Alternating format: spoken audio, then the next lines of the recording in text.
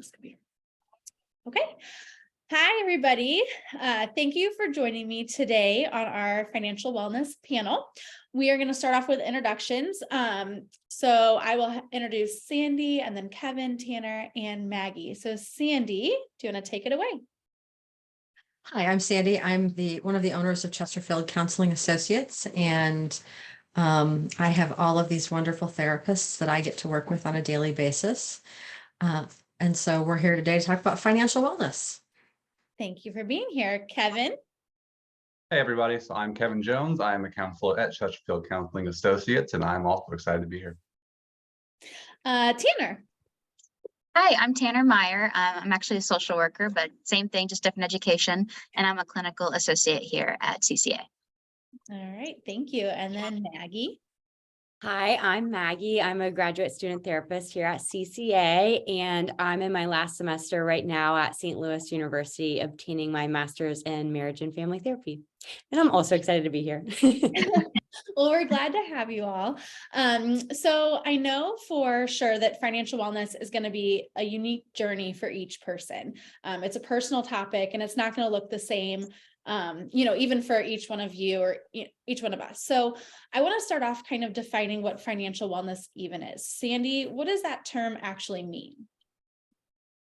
So that's really interesting. There's actually something called financial therapy, but there's very few therapists that focus on this area. So I'm really excited about us getting to talk about it today. Yeah. And as I was thinking about what it, is kind of a definition, because there really isn't a specific definition, something kept popping into my head. There was a U.S. Supreme Court justice who was looking at a case, and most people will recognize this. At least he said he doesn't have any words he can use to describe it, but he knows it when he sees it. He was referring to something else, but that's kind of how financial health is. Okay. I think those who have it kind of take it for granted, and those who don't have it don't even know that it's possible in a lot of cases. It's possibly one of the most unexamined areas in our lives a lot of times. So I would just say financial health is having sort of a balanced, comfortable relationship with money that includes living within your means the majority of the time, being able to communicate with money with pertinent family members, business partners, key others without shame, being able to be open and honest about it, having goals around saving, spending, and giving, having a reasonable amount of debt. There are some financial gurus out there that'll say you should have zero debt. I think for most of us, those big purchases, home, car, that's not really possible for a majority of the population. Not being overly stressed about money. So it's not something that's occupying a lot of your thought process or emotional energy, and understanding that it's a tool to be used and not something that runs your life, basically. Right. No, those are all really good points. So you said, some people have it and then some people don't even realize that it is attainable. Tanner, talk to us about like traits or characteristics associated with people who do have that financial wellness. And then tell us a little bit about those who maybe don't feel like it's possible. Feel free, y'all, if you have any points too that I don't cover, but I've got a few. First is I think the downfall of financial wellness can be impulsivity. I think that's a big thing. People with financial wellness, they generally plan ahead. So they're also disciplined. They can create a budget based on the life they would like to have in the future, and then they actually stick to those budgets or those financial goals. They're also aware of their values and how their money should reflect that. So like if you value tithing to your church, or if you value service, if you value gift giving, right? We want to make sure that we make space for those financial commitments. But then, if you want those things and you're spending it all on a trip to Disney that you can't afford, or going out to eat all the time, right? Maybe we're not reflecting our values there. And then also they live within their means. It can be really fun and flashy to say, hey, here's this trip we can all go on. I don't mind paying, or let's go to this concert together, or let's go to the bar tonight and I'll buy everybody shots. It can be exciting to be that person and live that fun life. But if that's not your means, that's where it gets a little dangerous. Yeah, and I've talked to people, and I've even experienced this before, where you work so hard and you put your heart and soul into what you do, and maybe you want something and you can't afford it, but then you think, you know what, I deserve it, so I'm just going to spend the money. But so you have to be very disciplined to think, yeah, you might deserve it, but this isn't part of your plan or what you wanted to do. Mhm. It's not, I'm not going to go buy all the shots for everyone in the bar because it's not part of my plan. So that it can definitely be a challenge. Not the shots in the bar thing, but living within your means. Yes. So Maggie, I'll put this one on you. What Mhm. barriers would you describe people generally finding they have regarding financial wellness or getting there? So we can kind of talk about it and think, well, I need to have goals and I need to really solidify my values, but people struggle with that. So can you talk to us a little bit about the barriers that are there for people? For sure. And I think anything can really be a barrier if you put it at the forefront of your mind and really focus only on that thing. And most people, when it comes to financial wellness, might think of the barrier being low income or job insecurity, high levels of debt, like Sandy was mentioning earlier, or lack of financial literacy. But really, it could be something as simple as a hobby and you're having poor money management skills around spending something that you enjoy on. Or health issues could come up. So those unexpected expenses or emergencies related to that. It could even be around family planning. So just poor family planning and having kind of limited access to financial resources and opportunities to help you in those areas. Mhm. And then, of course, we have to mention the psychological and emotional factors such as stress, anxiety, addiction, all those things that come with it. That can be a real barrier. Yeah. And specifically to couple relationships, the research shows that financial strain is a huge issue when it comes to communication between couples. And I like to think of it in this area as like, what does it have to do with power and responsibility? So I give an example of this, like one person might have most of the power around the finances and, be the breadwinner in the family. And then the other people might say, hey, like, it's just not my responsibility then. And I'm taking a hands-off approach. And then that doesn't really help the cycle because it puts burden on one person over the other. Or in kind of a more individual sense, one person might say, like, oh gosh, I just have no power over any of my, options with financial, stability or anything in that area. And then they sort of give up hope and then they lose that responsibility to regain control over their financial wellness. And on the same term, I was like talking to my dad because he works in the finance world. And I said, like, what is one kind of piece of advice that you could give me? Because he knew I was doing this panel. And he said, well, if you're going to talk about saving and spending, most people think like, oh, I just got a raise, I can go out and spend it, like we were discussing earlier. But he said, it's really not about what you make, it's about what you spend. So, not spending outside of your means by any means. That could be a big I like that. Not about what you make, about what you spend. I need to relay that to my husband. No, I'm kidding. So I know, and you're kind of speaking to the general population, and you did talk about, sometimes like anxiety or stress or things like that will definitely impact financial wellness. Tanner, I know you've had experience with financial wellness in terms of bipolar disorder. Do you want to speak to that a little bit? Yeah, definitely. And I feel like this, so I myself have bipolar disorder, and these are things that I have dealt with, financial stress and impulsivity being a huge part of my financial stress. And there's not a lot of stuff out there that's telling people what to do or how to handle these moments. So what I have found that works for me and things that have worked for my clients, first, the manic spending, people with who experience mania, even those can even be under the best intentions and circumstances, meaning sometimes people might just give thousands of dollars away to people. I'm thinking one time I adopted 8 puppies because I thought that was a good idea because I wanted to give these puppies their home, right? Not feasible, not financially responsible.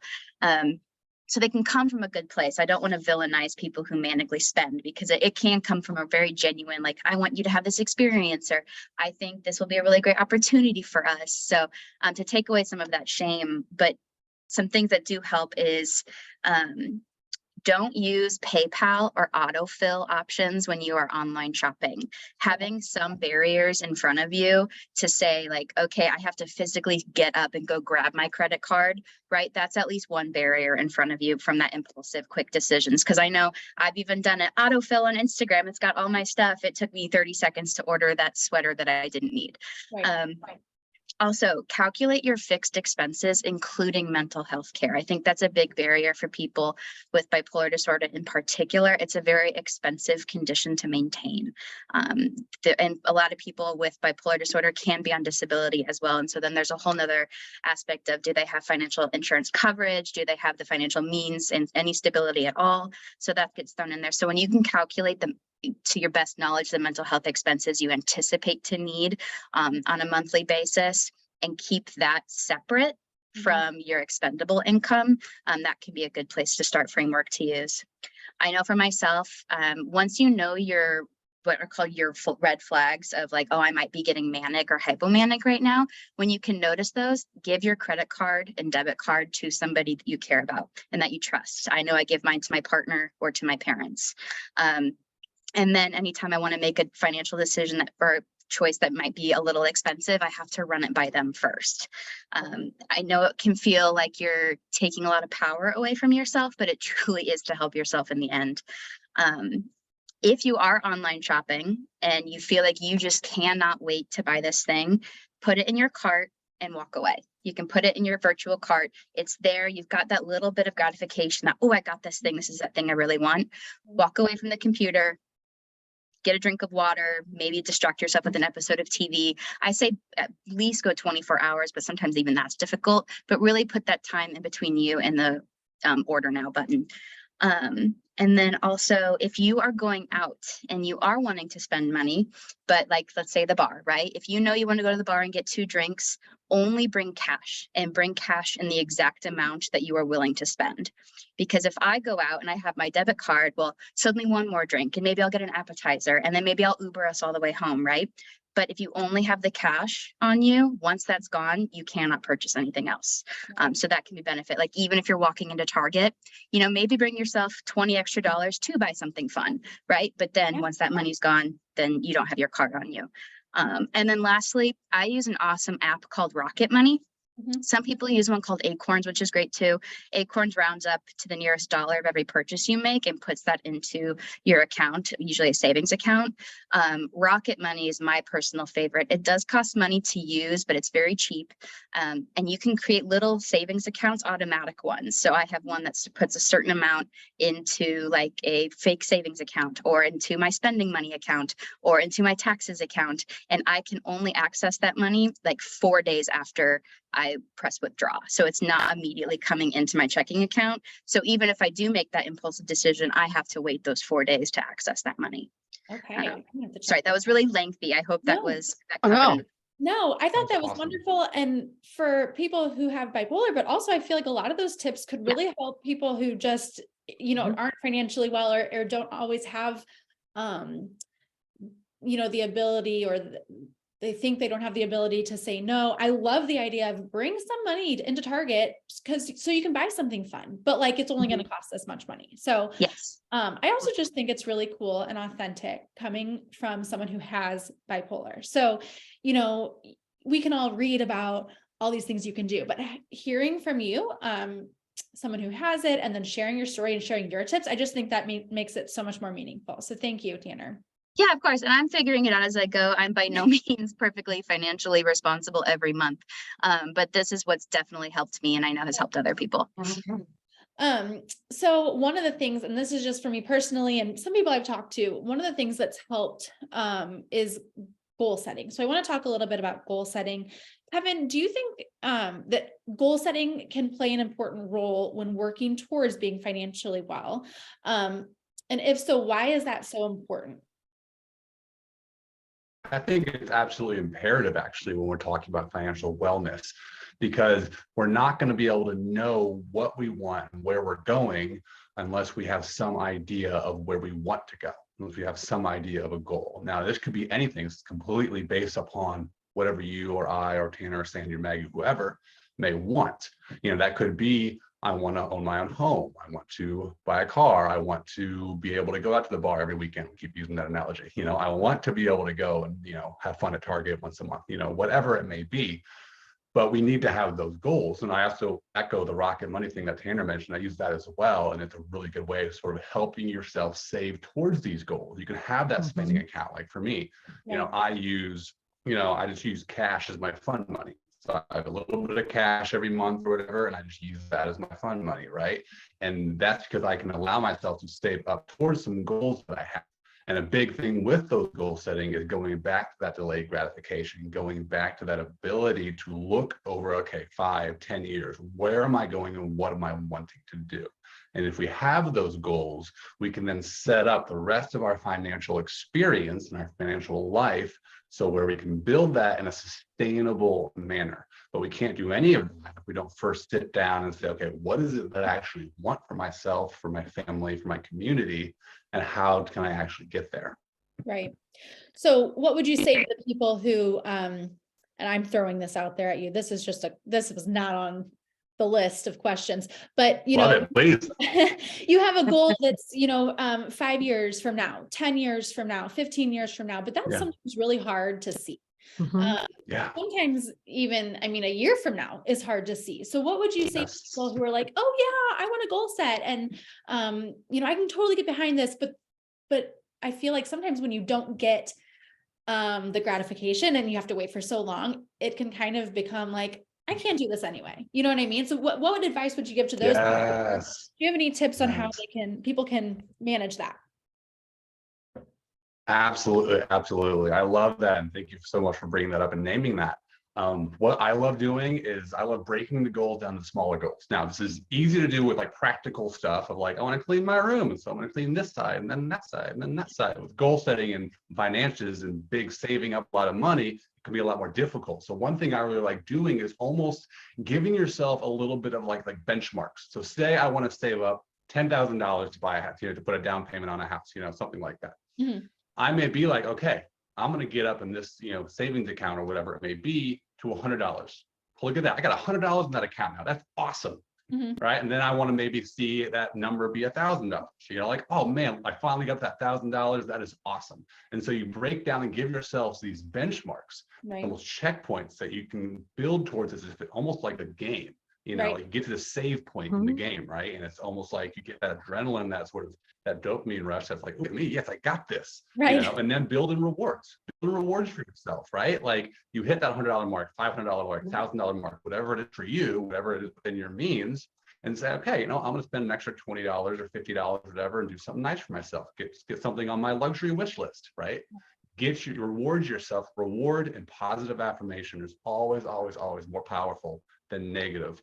And so, we don't want to shame ourselves. We don't be like, oh, I didn't make that goal this time. It's easy to do that, but hey, there's always tomorrow. There's always tomorrow. Get back up next day and let's go. And that's, I think, breaking it down, those smaller little checkpoints can be really, really powerful. Yeah. And I like how you mentioned, like, it is important to kind of give yourself some grace and not beat yourself up. And probably a topic for another panel discussion about like being able to do that. Because it is so much easier to be like, oh, well, I blew it and I just can't do it. And so just remembering it's okay if we make little flubs along the way. It doesn't mean we're not financially well or we can't get there. It just means we need to start fresh the next day. So can I jump in for a sec real quick? Yeah. Kevin gave a really great, breakdown of how to set those goals. If your brain's like me and you're already looking like 40 years into the future, but you don't know what you want to do tomorrow, I work backwards from, okay, I ideally want to retire, or like I put that in quotes because I don't know what that'll look like, but I know, like, let's say age 65, I want to stop working my 40-hour week, right? Knowing what it takes to get to like financial stability at that point and breaking it down to like yearly marks. So like, I know if I want to retire at 65, I need to save like, let's say $4,000 a year and work my way up, right? So like for me, working backwards helps me create a framework of moving forwards. Does that make sense? Yes, definitely. That makes a lot of sense, actually. And I've never thought of it that way. Good.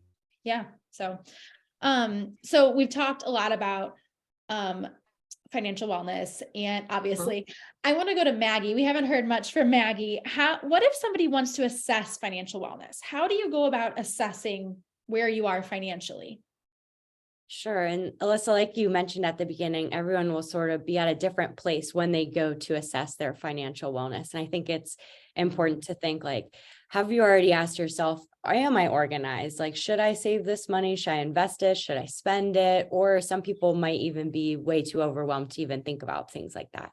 So here are some just basic examples of assessment questions I might ask in the therapy room, but also, people can ask themselves this, and remember to just be truthful with yourself and really analyze it. And, if you don't have that person to buffer it off of and get a better glimpse of what you're really thinking, but really ask yourself about your current financial situation and habits, and then evaluate any stress or anxiety related to those finances. And again, this is maybe the part to be most truthful with yourself about. Like, we all like spending money on hobbies or fun things, but say like, am I stressing myself out by buying that extra bean bag at Target? And I might not need that for my room.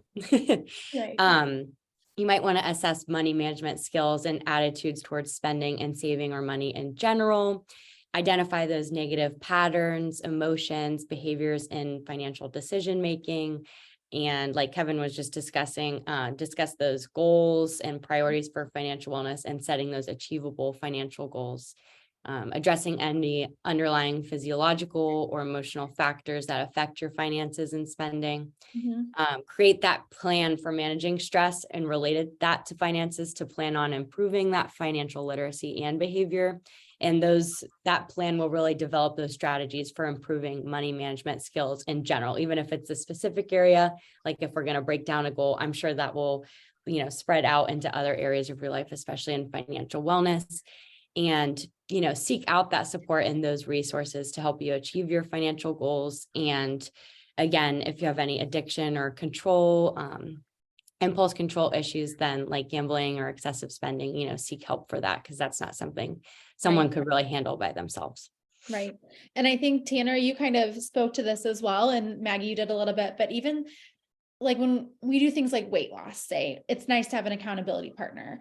And so maybe with financial wellness, it's the same kind of thing. So have someone that you kind of talk through, like talk about your habits, talk about, things that you've been successful at, maybe not so successful at. And so I think that sounds like it's important to have someone, whether it be a family member, a friend, or a therapist, there to kind of help you and keep you accountable, if financial wellness is your goal. So this next can I interject just one thing, just to dovetail on something that Maggie said? Sometimes there is trauma around money, and it's important. Like if you're having difficulty with overspending or sometimes oversaving, there's a hoarding that can occur where you deprive yourself. It's important to look at those things. And I give, it's a really silly example, but I give this example to people when I'm talking to them about this. I have a toilet paper hoarding problem, and it's because, and I'm aware of it, I'm like, I know, and I've got it, it's manageable. But for a long time, when I was growing up, we didn't have a lot of money. We had a lot of financial insecurity. A lot of time when we were running out of food, when our electric was turned off, when our gas was turned off. So, and specifically, we ran out of toilet paper, and Kleenex and everything else. So I can recall digging through the trash. And that was really, I hated it. It was horrible. Yeah. And so as an adult, as a very young adult, I found myself overspending on really odd things. And it took me a while to realize like what I needed to feel secure and to find those areas where it was okay. Like like I have, when COVID happened and everybody was scrambling for toilet paper, I'm like, I've got 300 rolls. I'm good. Who knew that it was going to be such a benefit to you? I know, exactly. And it seems kind of silly, but it came from a real place of pain for me. Right. So, and that happens with other people that I have worked with as well. Right. So I think examining, it is important to look at sort of the deeper issues in your life and the beliefs that you hold about money and the security related to it. Yeah, that's really good. And I think you're also just highlighting in a different tangent, the grief around money. In my experience in long-term care facilities, when, children or spouses become the power of attorney of someone who's no longer able to care for themselves or make financial decisions, that can be particularly difficult, deciding for your parent or your spouse where their money needs to go, their medical care, what care they can receive and what they will receive. It's not only the grief of just being a caretaker in general, but now being the financial person can be a whole nother strain. And so sometimes having a therapist or someone to talk about that stress with, a social worker, lots of long-term care facilities will have one on hand. Those are people to talk to on that element of grief and money. Right. So this next question, it was originally, I was going to talk to Kevin, and then I was going to ask Tanner, but I think I can just open up to the whole floor. What are some of your, I mean, we've already shared some of them. So, and I think Kevin might have had some connectivity issues, but I think, no, there he's back. He's back. Hey. I'm just wondering for people, okay, so they're watching this panel and they're like, I'm ready. Like I am ready to become financially well, or I'm ready to get started. And we've talked about some tips, tricks of the trade, so to say. But does anyone have any tips or tricks or anything that they could tell people just to kind of get them started? Yeah, I think one thing to remember when you are assessing or, just thinking about your financial wellness is you are already doing such great things that you might not even realize. Like you already have these assets to yourself and, you're doing great things. So build upon those things that you're already doing well and remember those when you are in a tough spot, because there are things that you can rely on and say, oh, I remember how to do that. I remember how to save, or I remember, that $5 that I have in my pocket in my jeans that I haven't worn in a year or something, but silly like that. But you're already doing things that will really help you and just benefit you. And, don't forget that you already are good at things, even if you might seem overall, have a negative view of it. Right. You have pieces that are great. I love that. Does anyone else? I think something I have to remind myself and people who are perfectionists and maybe over budget and are really strict with themselves, there's no such thing as perfect budgeting. I mean, there's definitely stuff that's more maybe beneficial to you long run, but there is no perfect. Like we've said already, everyone's financial goals are different and needs are different. And it's okay, like Sandy said, to give you some of that spending money, that fun money, especially if you have that trauma of not being able to spend. It's okay to still enjoy life and indulge every once in a while. Yeah. And I think too, especially in the days of like social media, it's easy to look at other people and say like, well, they are perfect because they have all these nice things. And I'm looking at their pictures and look at all these things they're spending money on without really knowing their financial situation. Maybe it's not healthy, but it's hard sometimes to kind of take a step back and think, not everything is as perfect as it might seem. So you're doing great things and you need to only worry about yourself, but it's hard. I mean, so, Sandy, I know you talked a little bit about financial wellness being like, or financial therapy being an area of therapy that people can get into. Do you have any resources or books or anything that you can recommend to people? And we'll go ahead and we'll put the comments in for the apps that were discussed here, and then anything that you can think of to maybe get people started, something that they could do or a resource they could have. So if you're kind of starting from scratch, like if you don't have a lot of tools in your toolbox yet, Dave Ramsey, Financial Peace University is a great starting place. The only caveat when I tell people about him, if they decide to read one of his books or go through one of his programs, he's pretty hardcore and there's not a lot of grace built into his programs. But they have some great tools like about budgeting. One of the things that I love that he does is he says, before you get started with getting rid of your debt or, cleaning, saving a lot of money or doing any larger plan, what he wants you to do is he wants to give you a few small successes at the front. And so, have a rainy day fund and figure out he's got a formula for it, figure out what that is for you and put that amount of money aside. I think he usually starts with like $1,000.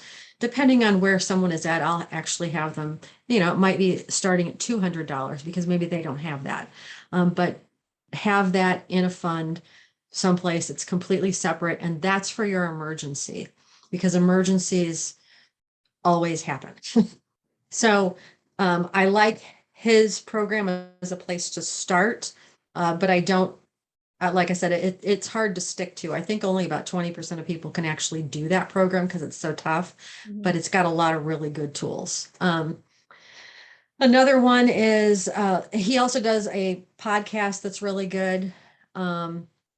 The Dave Ramsey Show. The Clark Howard podcast is really good if you're looking for information on consumerism, like being a good consumer, not getting taken for a ride, not getting taken advantage of. Afford Anything by Paula Pant is sort of an interview style. She interviews people and she coaches people on how to make good financial decisions. There's another one, The Money Guy with Brian Pearson, that I've listened to, and he has some good suggestions. There's hundreds of other podcasts, and a lot of them are really good. If you're looking for a book to read, just a basic one is Rich Dad, Poor Dad by Robert Kiyosaki. That's a classic. Total Money Makeover, again by Dave Ramsey, and he's got a workbook that goes with it. That's pretty good. And then there's a book called How to Budget and Save. And that one's by Chase Roosevelt, I believe. And I like that one as well. Okay. That's a lot of resource. I mean, that's great. Because I think, and I like how you gave different, so there's podcasts. Some people just want to listen. Mhm. There's the book. There's lots of different options where people can start. And I do just want to say, people can always go to CCA and find a therapist that is willing to work with them on this journey. Right. So, which I'll link all of that in the comment section, but there are people who are ready and available to get you started on this journey and to walk this journey with you. So that is all we have for tonight. Thank you guys so much for sticking it out and giving all of your expertise. We really appreciate it. Thank you, Thank you, Alyssa. Alyssa. Thanks, Appreciate it. everybody. Yeah, thank you. Have a good night. Thank Thanks, you, you y'all. too. Bye.